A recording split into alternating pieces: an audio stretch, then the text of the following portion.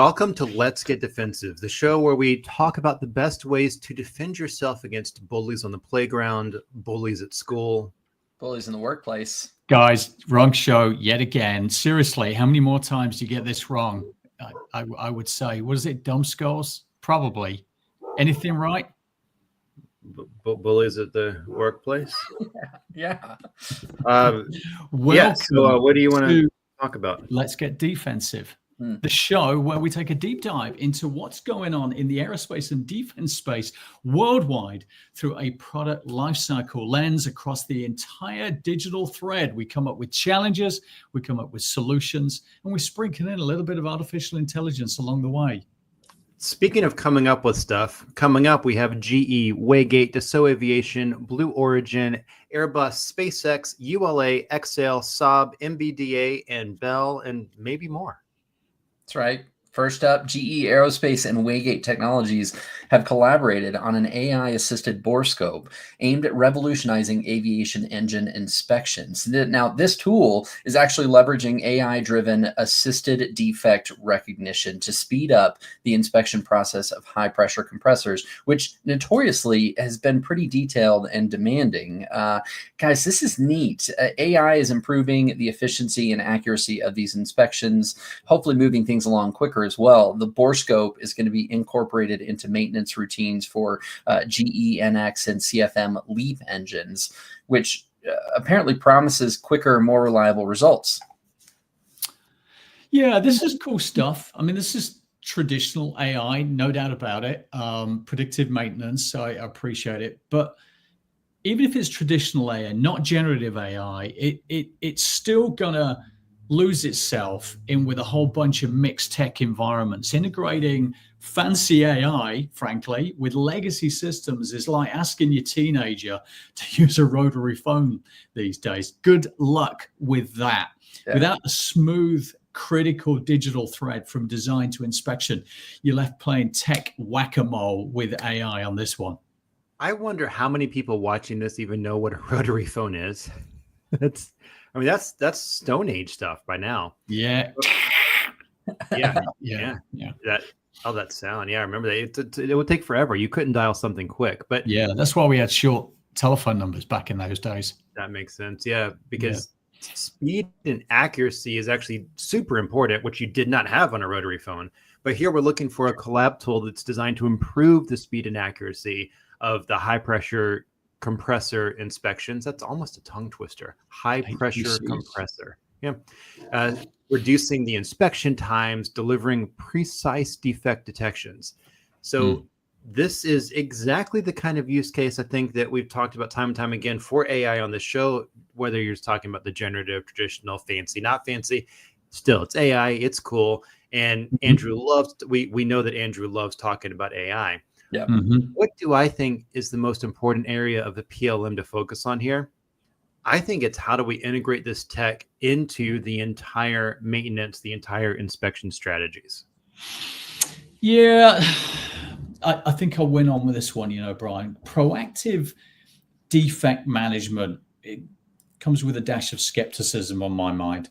AI needs a little bit of babysitting. We can't just let it loose on the world and hope for the best. But by validating what ADR flags, we ensure no robot's going to start kind of hallucinating about and what's going to end up in the report. So you've got to still have your cross checks, your preset quality controls, so that your AI doesn't just ultimately embarrass you and you're maintaining the wrong stuff. I mean, anybody who's played around with Chat GPT knows sometimes it just makes stuff up. It sounds great. AI. Yeah. So when you're dealing with AI at all, and actually really when you're dealing with any system, you have to quality control it. You have to quality check it to make sure that it is accurate, right? So how do we make sure that everything that AI here is doing and saying about these defects and testing is actually verified against reality? Because if it's not, you could go down like just sinkholes of money being lost trying to repair things that don't need repairing, et cetera, right? So how do we make sure? I think you hit it there with what our solution is here. It's QM&C, so it's quality management certifications, integrating real-time in-process quality control and automated defect documentation. So you've got to implement a rigorous tracking and certification process to maintain your inspection accuracy standards. I'm also going to bring AI on the top of AI. Then we can use our own AI for real-time anomaly detection and automated quality documentation to support those certifications. So there you go, AI on AI. So you need AI to quality check your AI, and maybe one to quality check that and one to quality check that, maybe like a matrix of AI, and now we're in sci-fi. Yeah. I mean, even this week, I think I saw Microsoft announced it. I think it's called Magnetic One or something, which is AI on top of AIs. So it's happening. I was wondering if you were going to go there, and you did. AI on top of AI. I love it. Yeah. I love it. Dassault Falcon Jet has made its first U.S. delivery of the Falcon 6X, a long-range business jet, known, of course, for its luxury and advanced technology. The aircraft, which bears serial number 10, was handed over to Shell and Campeter in Missouri just last week. The 6X features an ultra-wide cabin and range of 5,500 nautical miles, which I think is easily LA to London, if I've got that correct. Of course, blending comfort. I just did it. You just did it. You know. I just got here having done LA to London. So yeah, but I wasn't counting. Yeah. Oh, well, on the way back, just remember to count for me every mile. Make sure you got your clicker.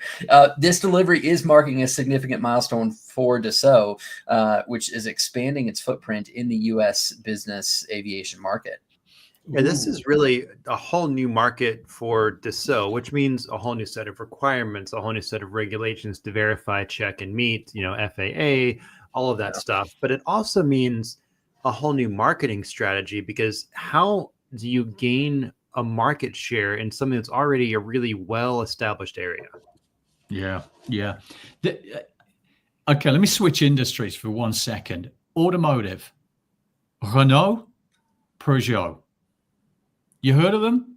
Heard of them, but they're not driving around in the U.S. Yeah, exactly. So I'm kind of in sync with you here. The biggest challenge for this is breaking into a market where everyone's already fighting for the armrests. Dassault has got to prove that this Falcon 6X isn't just another fancy jet, but it is the jet for the business traveler. So convincing those customers to pick the new kid on the block, the new kid on the tarmac, I should say, over well-established giants isn't going to be a cakewalk for these guys. Yeah, sorry, Greg, but we agreed again. Getting used to it at this point. So how does a company do this, right? Like, how can you break into a well-defined market, no matter how good your quality is, no matter how good your price is? There's got to be some sort of edge you can use to break in. What could that edge be? Yeah, I think it's out there. I think emphasizing obviously the 6X's luxury and tech benefits is great, but then I think you want to back that up with impeccable traceability. So you need to show that the 6X isn't just a sleek machine on the outside, but it's solid in terms of its data and its compliance under the hood. And that's so rather than having some kind of flashy sports car, you've got a flashy sports car that's also got an unbeatable warranty. So you've got ease of maintenance, you've got warranties available because they've got the whole data model fixed up and ready to roll. I think that's how they differentiate. Just for me, that makes them different. Yeah, I think in order to get to that point, requirements traceability is huge. I mean, especially in the world of FAA regulations, assuring you have compliance handled is going to go a long way, but is it long enough? I think there's actually more to being able to get into this market, and that might actually lie in the area of your build of materials management. Dang, I'm with you. I think this is the part of the critical thread where we talk about product structure and configuration management. You got to develop and manage comprehensive BOMs and configuration baselines to make sure that the luxury and the tech upgrades we're talking about for the 6X are consistently reproduced. And then you bring your AI on top of that for dynamic configuration. So you can adjust using AI based upon feedback, making sure that each model matches customer expectations without manually reworking through configuration. So I think you blend product structure, configuration management, bombs, config with AI together, you got something that's pretty rapid and slick to respond to the market. Yeah. Blue Origin has moved its first flight-ready New Glenn stage, which also happens to be the first stage of the rocket, whimsically named "So You're Telling Me There's a Chance," which I think most people misquote saying, "So you're saying there's a chance." But they've moved it to Launch Complex 36 for imminent testing. The stage, armed with 7 BE-4 engines, is actually undergoing static test firings using liquid methane and oxygen, marking a pivotal moment before the rocket's first flight. Successful launch is tentatively set for late November, so later this month, pending regulatory approval and, of course, some further testing. This was originally intended to carry NASA's Escapade CubeSat mission, but now the flight is going to showcase the Dark Sky 1 DS-1 payload from the Defense Innovation Unit. Now, DS-1's brief 12-hour mission actually aims to test Blue Origin's avionics, laying some groundwork for their space tug initiative, the Blue Rain project. Now, the first stage aims for a controlled landing on Jacqueline, the recovery vessel, using a gimbaling engines and then landing legs for potential reuse. Now, the successful debut of New Glenn is not just a leap for Blue Origin, but crucial for future missions like Artemis 5, which is really going to be relying on New Glenn's lift capabilities. Wow, I think... I just got to say, Andrew, I know that you know what movie "So You're Telling Me There's a Chance" is from. No. Because you called Greg and I this earlier in the show. Oh, I didn't know it was from that movie. Yeah, Dumb What and is Dumber. the movie? Dumb and Dumber. Oh, no, definitely no. I missed that one. Yeah. For me, sorry. Yeah, you did. You had to go there, didn't you? But wow, on this whole thing, the design and the revision tracking for turning this giant space age version into, I'm going to quote another one, which is "Who Moved My Cheese?" Classic. In this commercial space race, rapid design change is going to mean every tweak, every change request, every revision needs to be logged and communicated without fail. Otherwise, you're just going to be playing interstellar catch up constantly with outdated blueprints. Have you been watching Men in Black recently or something? It's a good movie. Now, I don't know about the last one though. This is supposed to generate more than 3.8 million pounds of thrust, which is about what I bench press. Well, I mean, once the arm mills and stuff. Okay. You not for the last 3 weeks, you haven't. Yeah. But normally. But getting off the ground, I mean, that's what this is going to be. Getting this rocket off the ground is something that deals with having to have tests, having to have approvals, having to look at the readiness, getting that launch license. A lot of things have to fall into place. It's probably going to be, December, even January is going to be more realistic for when this is going to happen. And even the payload for the launch is now different because NASA isn't going to do the fuel to satellites because it's not going to make the launch window. So there's a lot of stuff, that has to happen for something to launch. And then the landing they're talking about here with the gimbals and catching, controlling pitch, yaw, roll, all of that. I mean, this might end up looking cooler than the chopsticks that, was all the rave a couple of weeks ago. With all of this in mind, what is the most important process in our critical thread, in our product lifecycle management? I think it is really looking at how you keep track of your changes, your change requests, your change actions, your revisions, all of that, and integrating those design changes into your process in a way that lets you stay competitive in this commercial space race. Yeah, I think we stay competitive by making sure that a design iteration process isn't just fast, it's airtight. I mean, every change needs a digital trail. From your change request approvals, which I mentioned, to that final blueprint. So keeping that process visible, keeping it in real time across all of your teams is going to minimize your missteps and your surprises. And that's the bad surprises, not the birthday kind. The digital traceability is huge with the design changes, with design change management. Having a digital trail, which we talk about a lot on this show. I mean, every once in a while we have a show called The Critical Thread where we really dive into really deep aspects of all of this whole one source of truth, digital thread, everything going on. Yeah. But the reason for that is because this data that we're talking about that you need to use for your changes for your design, it can also be used downstream in the process as well. Yeah. So the solution for me for a lot of this now, and I'm going to pick on is product validation and simulation, using your advanced simulation tools for pre-launch tests, for analyzing your data for aerodynamic and structural validations before the actual testing takes place, and then bringing an AI to simulate thousands of scenarios to optimize your configurations, predict your potential test outcomes, and therefore improve your whole readiness. I think PVNS, I call it. Yeah, on this show, we often have a limited number of things we get to discuss in detail, but we like to try to find a way to let our audience know more of what's happening in case they don't want to scour the internet themselves. So we've put together a little commercial break of sorts that's going to show you some more things happening over the next 2 minutes. See what you can digest.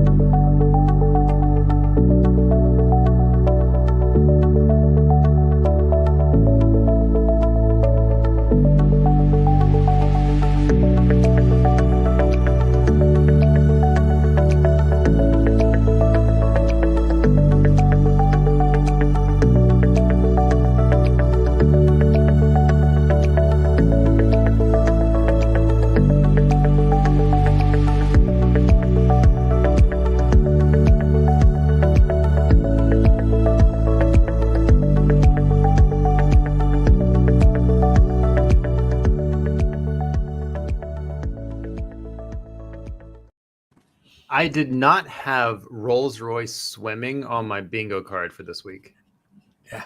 Yeah. Those submarine engines, it's impressive. And there's a lot of technology going on for a lot of tech. I was pleased to hear that Thailand and Taiwan Airways are getting upgrades on their Wi-Fi. The Wi-Fi seems to be getting better on aircraft now. I was using it on the way over here and it didn't miss a beat. So it's improving. And then there's the laser eye protection for pilots. I mean, there's a lot of technology that's happening within commercial airspace, which is... You might say that there's a lot of technology flying around. Good work. You might. Yeah. Probably won't, though. Impressive. Airbus Helicopters, partnering with Garmin, has launched a 3-axis autopilot system for the H-130 aimed at boosting safety and precision. Now, the system is providing comprehensive support during all flight phases, from takeoff to hovering, landing, enhancing the pilot's control and reducing workload. Built-in safety mechanisms keep operations within safe parameters. Visual, audio alerts, of course, when you're exceeding speed, altitude limits, etc.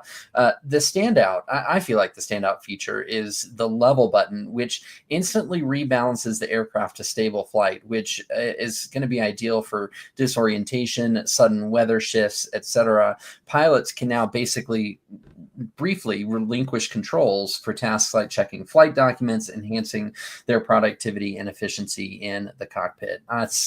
There's some neat stuff on there. Is that level button basically like the Konami cheat code, up, down, left, right, BA, select, start? Is that kind of, because it sounds like you just push the level button, everything goes smoothly, but it's actually really cool. That's a cool bit of tech. Yeah. And I gotta say, I am glad to see that Garmin seems to still be relative here, because I thought they might have gone away when GPS has moved away from that box you attach to your dashboard. I wonder if the helicopter has one of those big boxes with a wire coming out of it that gets into your eyesight. Could be. Yeah. Just bring your phone to the GPS. I mean, tech has come a long way. I think, and it's crazy. There's people who might even be watching right now who don't realize that we used to have separate GPS systems that weren't on our phones. I mean, and that was after the revolution of no longer needing to print out maps off of MapQuest, right? I mean, yeah.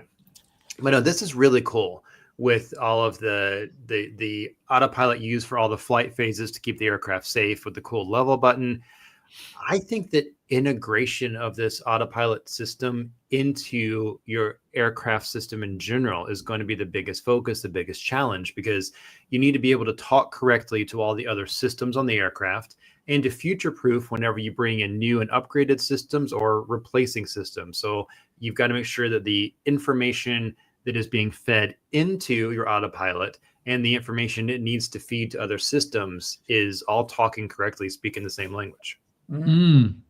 All good points, Brian. All good points. But is it the real challenge? Keeping those systems from turning into a digital version of I thought you knew, making sure the autopilot and other onboard system communicate smoothly without any compatibility surprises is where things are going to get a little bit shaky in my mind. So let's face it, if these systems start ghosting out on each other mid-flight, it's not like we can kind of say, oh, hit pause and let's do a little troubleshooting at 10,000 feet, is it? So I think you're just speaking from Greg's nightmares here of the systems just stopping to talk to each other at 10,000 feet.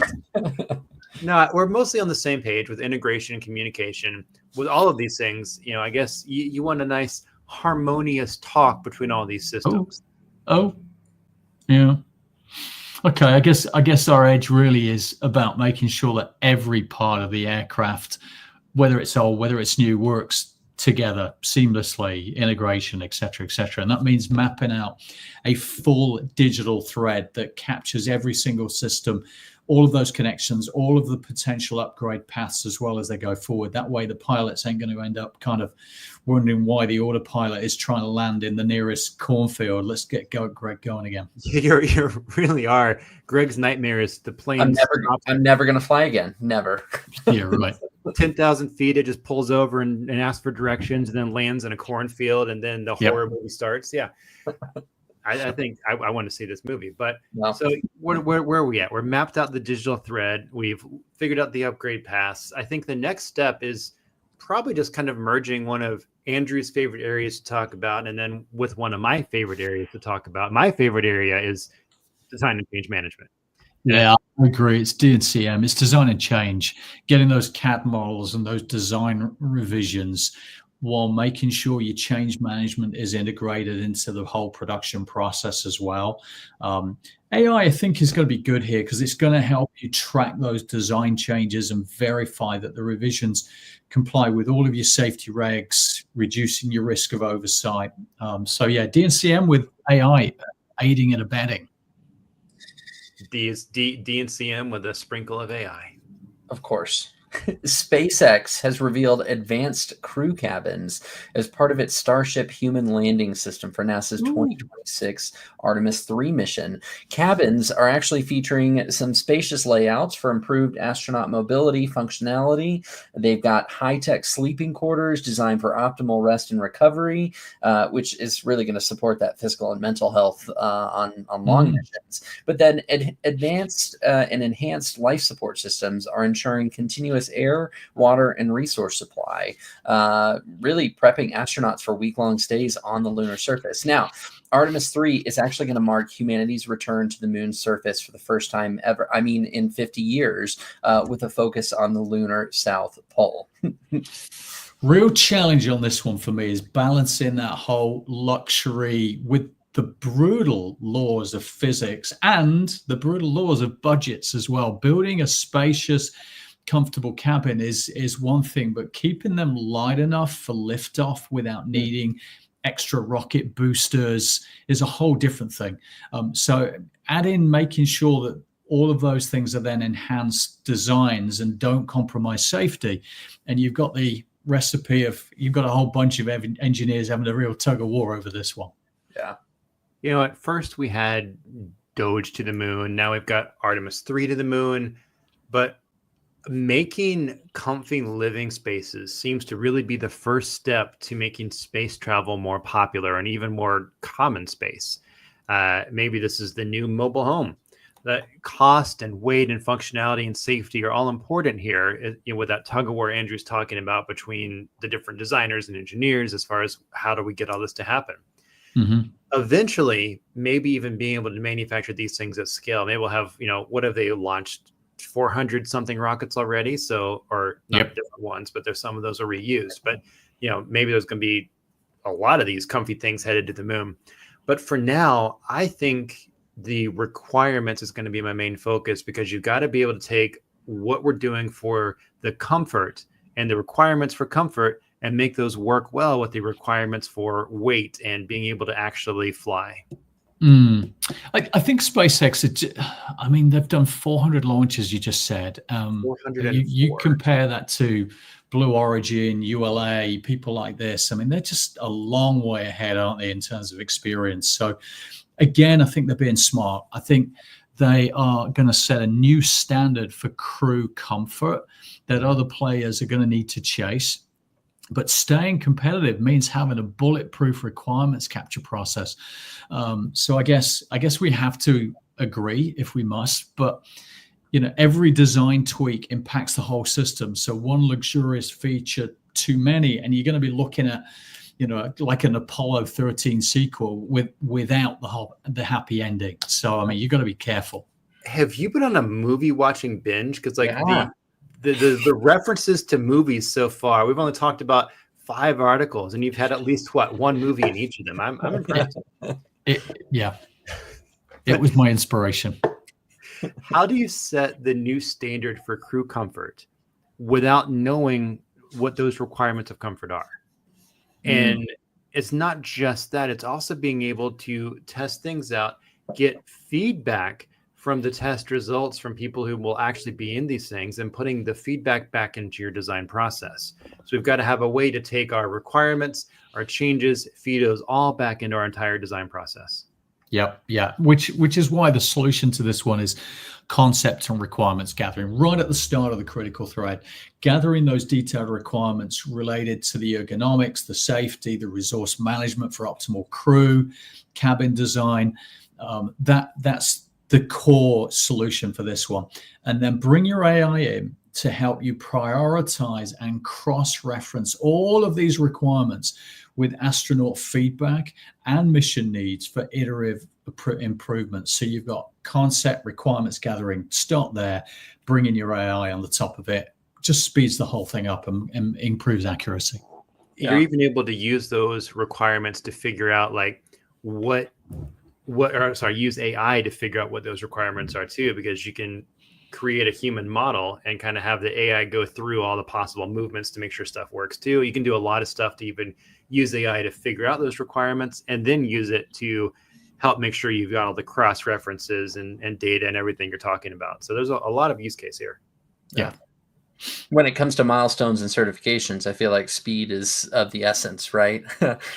Speaking of, United Launch Alliance is close to completing certification for its Vulcan rocket, with the U.S. Space Force reviewing data from the October 2024 CERT-2 mission. The test faced a minor issue when a solid rocket booster's nozzle detached, which feels a lot more than minor, but we'll go with that. The mission still achieved its intended orbital objectives, though, which is always good. The Space Systems Command now comparing CERT-2 outcomes with model data to finalize certification. Sounds like the first national security mission, the USS F-106, featuring Navigation Technology Satellite 3, is going to follow certification alongside a classified payload. ULA itself is preparing for this and future missions, assembling hardware, utilizing the newly built RS spaceship for rocket transport, starting in 2026. So are we just in like the year of the launch or the era of the launch? We had SpaceX, Blue Origin, ULA coming up. This is, you know, ULA's first security mission on the horizon.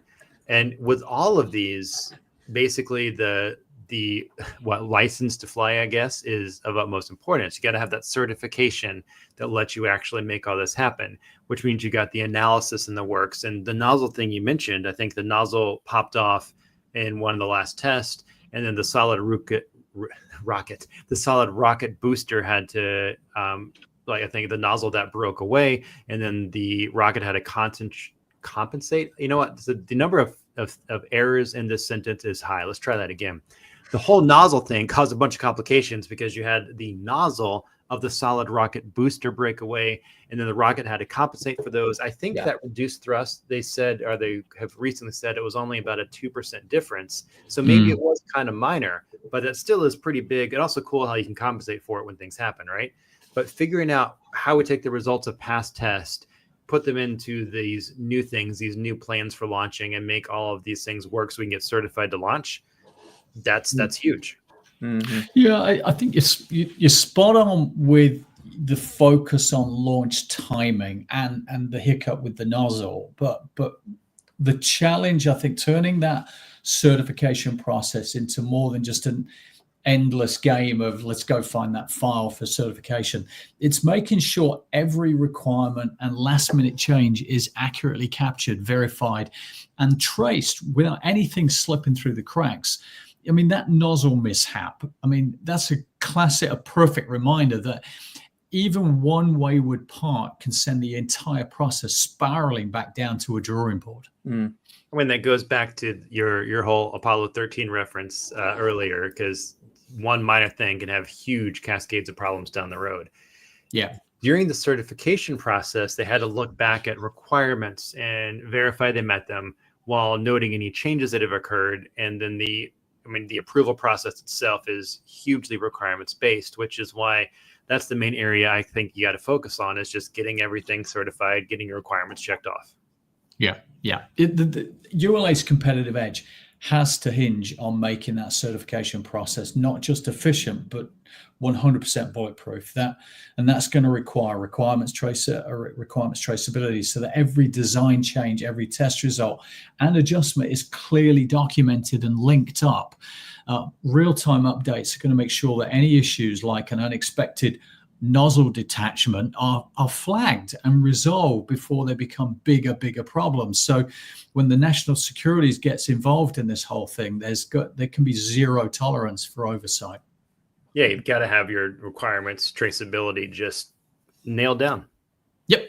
Requirements trace, you got it. And I'd bring in your AI to automate your traceability checks, flag any deviations or unlinked changes in real time so that potential issues are caught there and then and corrected immediately. That's awesome. Naval Group and Exail have introduced a cutting-edge unmanned mine countermeasure MCM toolbox and mothership solution, which is really marking a big shift, and we've seen it a lot over the last couple of weeks in naval mine warfare. The first of 12 MCM vessels, part of the Belgian-Dutch RMCM program, has commenced sea trials with delivery expected in summer of 2025. This innovative approach is really keeping operators out of the minefield, which is great from a safety perspective, utilizing a suite of unmanned surface, underwater, and aerial vehicles controlled from a single mothership. The Exail UMIS toolbox includes a software suite for mission preparation, supervision, and data analysis. Each mothership itself is equipped with the Exail UMISoft MCM mission package and the Naval Group's multi-drone mission system integrated with the CETIS C combat management system. There's a lot. Yeah, we're going into my favorite area, because this is going to end up being a hurry up and then wait environment. Coordinating that level of sophisticated tech integration across multiple builds, all of which then you've got to hit quality and speed targets. It's going to be like juggling a whole bunch of torpedoes. So the biggest problem here is production. I didn't have juggling torpedoes on my bingo card for me either. No, not at all.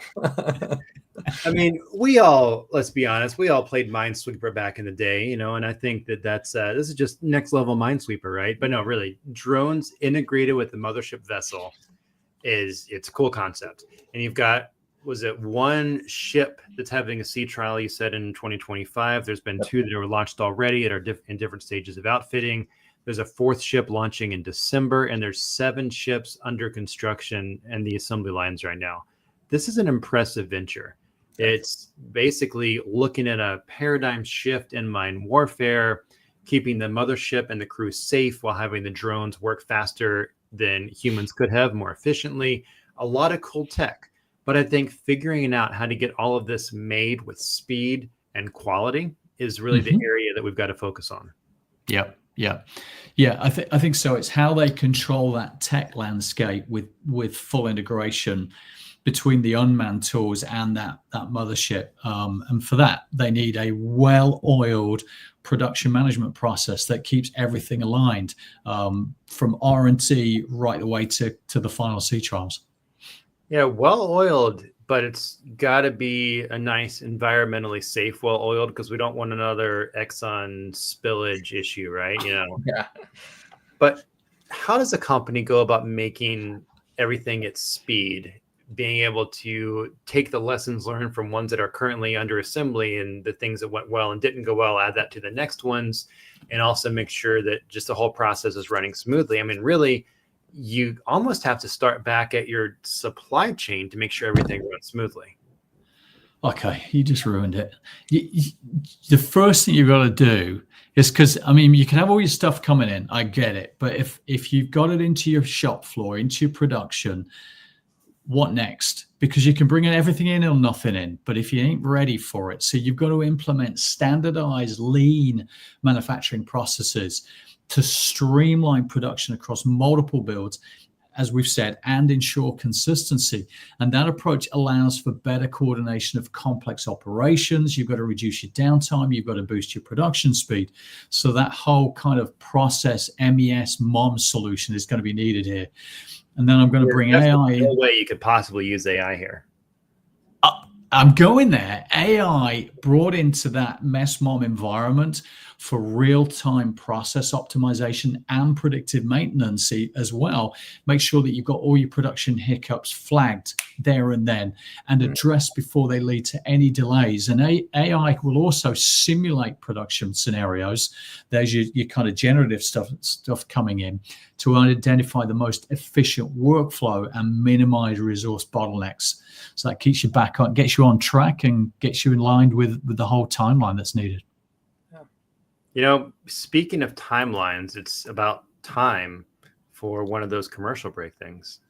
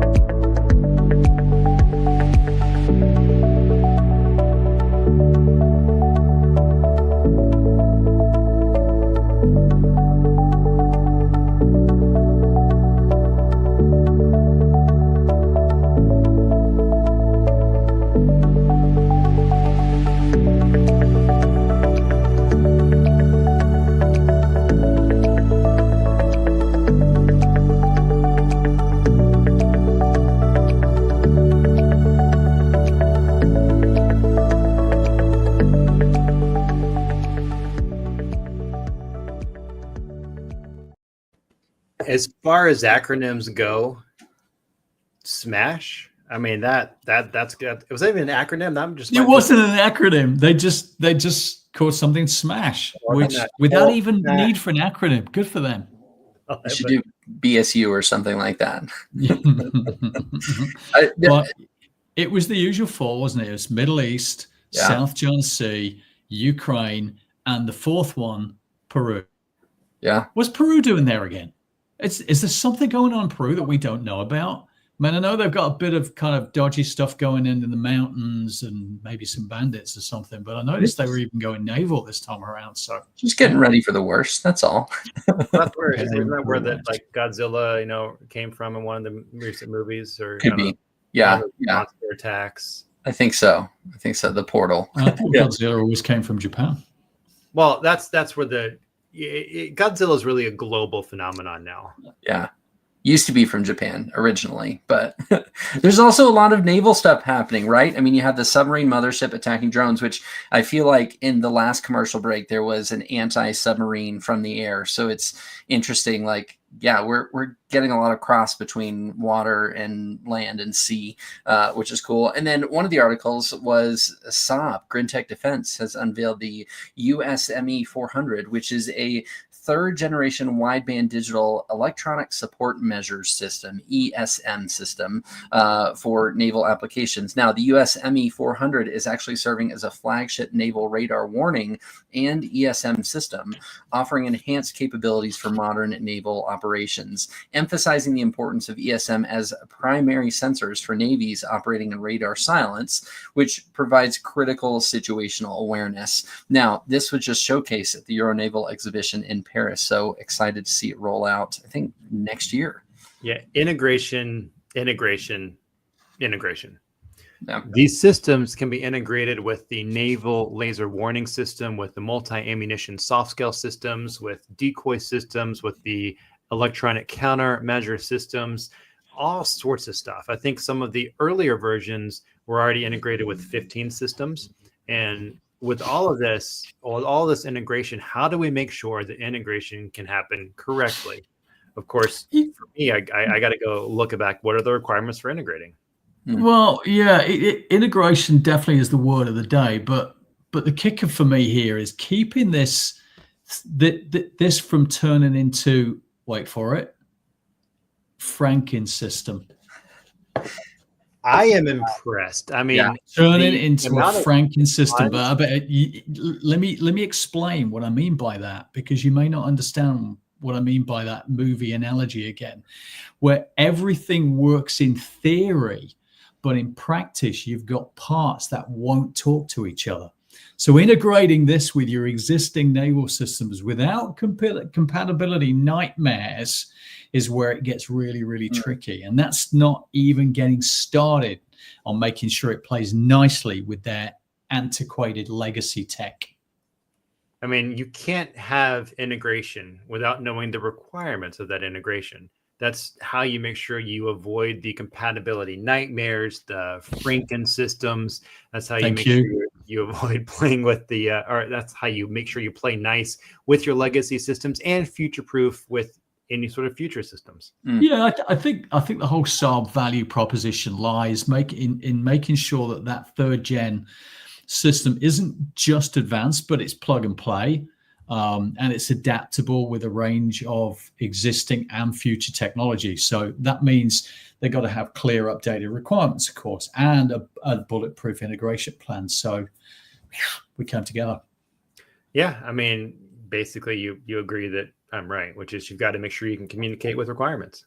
I don't know if I go that far, but I think the solution, and I'm going to go last chance saloon on the solution, coming in with compliance and reporting, making sure that the ultimate catch-all before it's too late is in place, plus then integrating rigorous documentation and audit trails to make sure that you've got all your regulatory standards, making sure this new ESM system updates are compliant so you don't have your Franken system. I thought I'd get it in for a third time. And then bring in your AI automation for compliance reporting, and so that will flag any deviations from SOP for quick correction. Yeah. kind of want to see a version of Frankenstein where they have now used AI to give Frankenstein the brain. Yeah, Just be able to that's do my that. takeaway from this. Yeah. Yeah. MBDA has completed the first test launch of the Teseo Mk2E, an evolved anti-ship missile system developed for the Italian Navy. The test firing, which was conducted a couple of weeks ago, validated the missile's new design elements and aerodynamics, paving the way for future qualifications. Now, the Teseo Mk2E does represent a new generation of the Teseo missile family, which is known internationally as Automat. OTOMAT, enhancing ship capabilities. The milestone is part of a multi-year development program aimed at bolstering the Italian Navy's maritime defense systems. Sounds like they're well on their way. That's a pretty cool looking missile, although if you're on the receiving end of it, I guess you don't really care. But the real challenge here for me is scaling from a successful prototype, no problem, to a full-scale manufacturing without hitting your speed bumps, that delayed deployment. It's, again, making it real, getting into manufacturing at scale. And the shift from design validation to production can be where the whole timeline things just go to die if not managed properly. Like successful testing is a fantastic milestone, and it shows that the project's valid, that it's on track, that it can counter sophisticated threats. It shows that the design process of working with customers is bringing a useful result. But what comes after successful testing, after the Navy's decision to equip the TESO with the seeker? I think it's going to be manufacturing at scale, or at least starting to plan for how to manufacture at scale. Yeah, you're absolutely right. I think equally, though, let's not kid ourselves on the testing phase. Success in testing doesn't mean you can just push a button and poof, you've got an assembly line, you've got manufacturing at scale. The true value really is making sure that every step from test results to production is as smooth as the missile's aerodynamics that we just saw. Very cool. Without a solid plan to translate this into something really, really scalable, you're just going to be left kind of with a one-hit wonder. I mean, literally a one-hit wonder. Yep. Sorry, Greg. We did it again. Yeah, I'm used to it now. Just we got one more shot after this. See what we can do. What good is a product if you can't sell a lot of them, can't sell it at speed, and can't sell it with quality? Yeah. And we've got a lot of ways to make this happen. I think we've got to look at our process being optimal, our workflow being optimal, looking at how standardization can help, maybe looking at some of the augmented and virtual possibilities that we can actually use in our PLM process. I think the AR/VR piece comes in a little bit further downstream. For me, it's getting your mess mom up and running here. So you've got your processes, your workflows optimized. You've got to implement your standardization and lean practices and execute on them in the manufacturing workflow to deliver scale production. So that's your mess mom running. And then your AI is going to drive continuous process improvement by analyzing those workflows, the data, to make sure that you're reducing your waste and you're also increasing your productivity. Yeah, it's true. Last but not least, Bell Textron has secured a $37 million contract to supply 3 412 EPX medium utility helicopters through the U.S. Army's Foreign Military Sales Program. Now, the recipient countries have not been disclosed due to customer sensitivities, with deliveries expected by December of next year. The 412 EPX, developed in collaboration with none other than Subaru, features advanced avionics, increased cargo capacity. Really, this is going to help enhance that operational versatility that they're looking for with these utility helicopters. When you're looking at names being redacted, you're dealing with some top-level security issues. We're going to have to look at export control, at IP, at other data sharing precautions. Yeah. I'm on the same page. Navigating those controls, those IPs, I agree. because if you don't, you're just going to turn that whole PLM system into a total mashup and maze. The designer's going to get completely lost in it.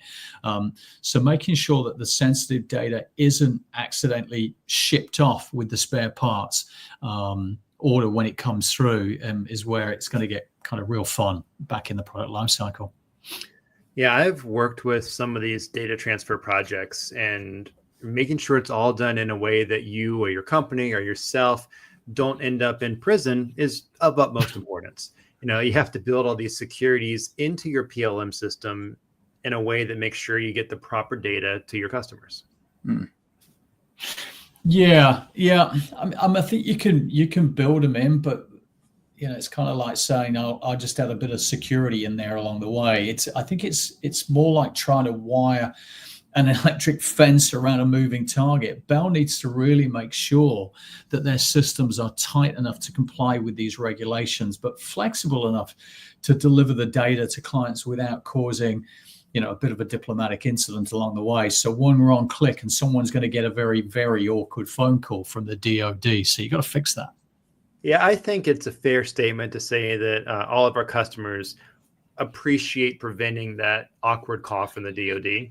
So let's talk about solutions. How do we do this? I think integrated logistics, spare parts management, proper IP, proper export control, having all of your requirements and integrated in with the support, not just for delivering these products, but also for what to do post-delivery to continue supporting them as well.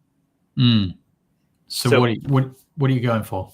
I mean, everything, but I think really the specific area is how are you making everything compliant, making sure those requirements are all met with all these international, foreign military, U.S. side, everything there. So the compliance and the reporting of that, because in order to make sure that you check off all these boxes, you've got to. We're on the same page. We're last chance saloon, compliance and reporting. I agree. Integrating all of those compliance frameworks within a PLM system to make sure that the export control, those IP management, and the data sharing precautions are all embedded right from design right through to delivery, and making sure you got your audit trails and documentation in place. You were going to say something, Bryan? No, I just said we agreed again, and I was just looking at Greg. It is. So I think, and then without letting it escape out the door, AI needs to be there to monitor your data access and usage in real time, automatically flagging any compliance risks or potential violations along the way. And that's what it's there for. It'll do it. And you can't forget the AI on top of that AI. So make sure that it's consistent. You got it. Pretty soon we'll have an AI pyramid. The AI MLM system happening. That's what it's going to be. That's right. Yeah. Right. I'm going to go do battle with my room's air conditioning and see if I can get the temperature up before I freeze. Before you freeze, I think the biggest takeaway is apparently Andrew's been on a movie watching kick. That's all I can understand from this, because there's been. I think I missed some of your movie references now that I'm thinking back about it too. I think there's been a few. Watch the show, Bryan. You'll be amazed. Amazed. Andrew, how many Easter eggs? While you're doing battle with your air conditioning, just remember 72 is not cold. Okay. Oh yeah, I'm still over 72. I'm cold, so you're right.